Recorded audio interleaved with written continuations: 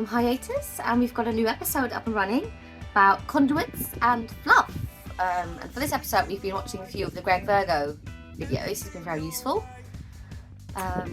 Yeah, because some of his suggestions and ideas about how to get your cables through and things like that have been really useful, and so we stole some of his ideas. We basically got the 25mm diameter like tubey type stuff, flexible tubey stuff, and we thought let's just put that everywhere in the van, and that will give us a good sort of like platform if we ever need to change any cables or anything. And also it needed to be done before the fluff. So, and the fluff, what I'm talking about is the recycled plastic bottle insulation-y type stuff, you know, the white fluffy stuff that you see people putting in. And yeah, so conduit had to go in first, and so that's what I'm doing now. And then the fluff. So the reason we've chosen fluff is because it's less harmful for breathing in than the rockwool stuff. Yeah, that rockwool stuff, I used to use it at work in the construction industry, and that is not nice stuff. It's horrible if you breathe it in. It's fluff stuff. Yeah, horrible, fluffy, stuffy. Okay, so let's get straight into it.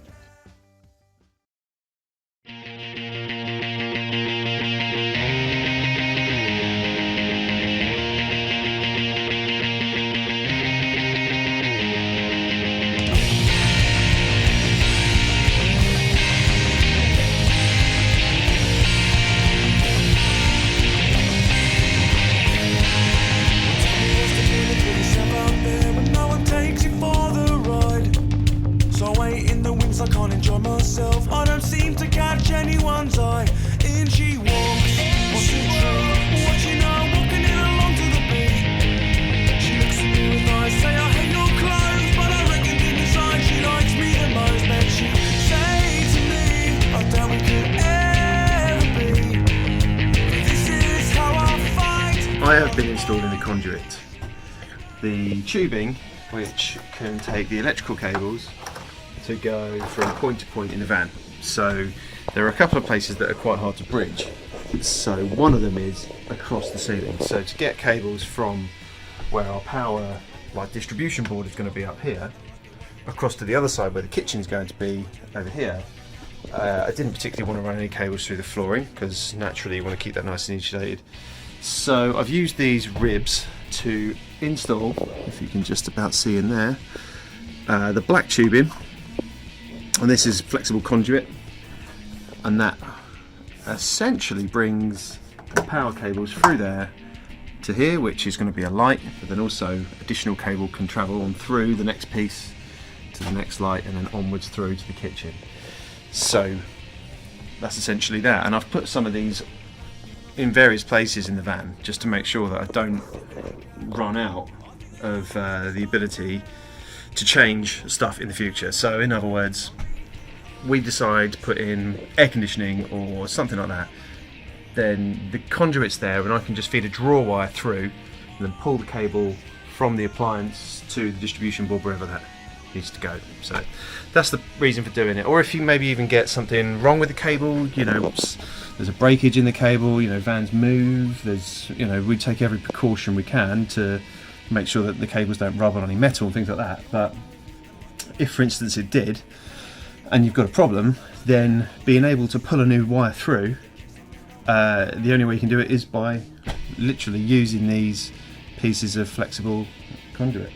So I've got 3 running down there, which is going to go down to the inverter, and the batteries are going to be positioned under the seats, so the batteries come out into the links will then go into the inverter. The inverter then can carry on up to then power the 240 stuff over for the kitchen, and on top of that we're going to have the 12 volt coming straight from the batteries through to the distribution up here, from the distribution around the van. I've also put in an extra bonus going down to the very end here. Although I have nothing particularly going in this, I've just put it in there for the sake of being able to get power from point A to point B in the future. You never know what you may end up using it for, so that's that really. I have been putting in all of this fluff. Just done a wee time-lapsey thing. It has scraped the absolute crap out of my fingers, but you know, it is doing. But one thing I would say though is, apart from it being a bit of a ball ache, it really is quite easy to get stuffed into all the little nooks and crannies. Is you can really take it apart to little strands and just really sort of stuff it in there and poke it in. I've been using a pencil and a scraper as my weapons of choice to really sort of get it in there through these holes and stuff. Obviously you can see a bit of black there. That's actually the conduit that I've ran through. So I've still got some bits yet to do, but I fancied a coffee, so I'll put the kettle on. Yeah, well, this is where I'm at, really. Let me tell you this story about this boy confused on all these terms that she has always thought she used. They are, I don't know, maybe okay, we'll see. And I just can't stop thinking on what she thinks of me, what she thinks of me.